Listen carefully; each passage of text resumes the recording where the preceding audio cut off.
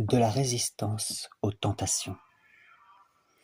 Tant que nous vivons ici-bas, nous ne pouvons être exempts de tribulations et d'épreuves.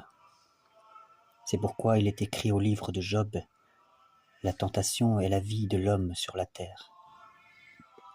Chacun devrait donc toujours être en garde contre les tentations qui l'assiègent, et veiller et prier pour ne pas laisser lieu aux surprises du démon qui ne dort jamais et qui tourne de tous côtés cherchant quelqu'un pour le dévorer.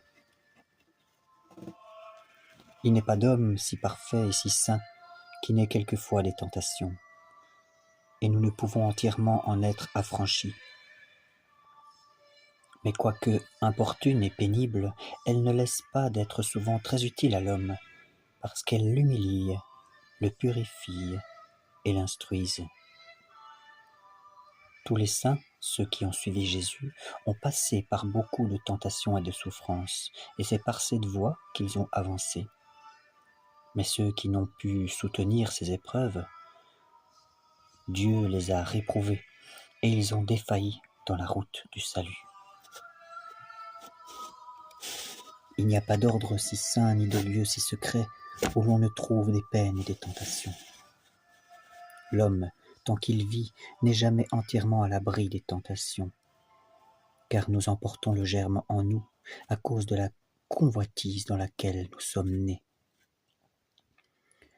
L'une succède à l'autre, et nous aurons toujours quelque chose à souffrir, parce que nous avons perdu le bien et la félicité primitive.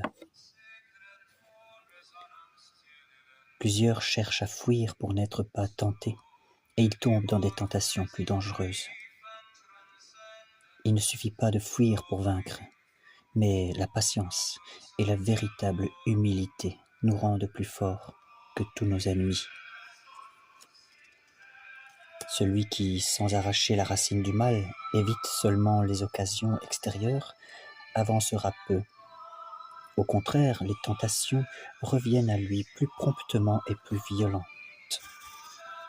Vous vaincrez aussi sûrement peu à peu et par une longue patience, aidés du secours de Dieu, que par une rude et inquiète opiniâtreté.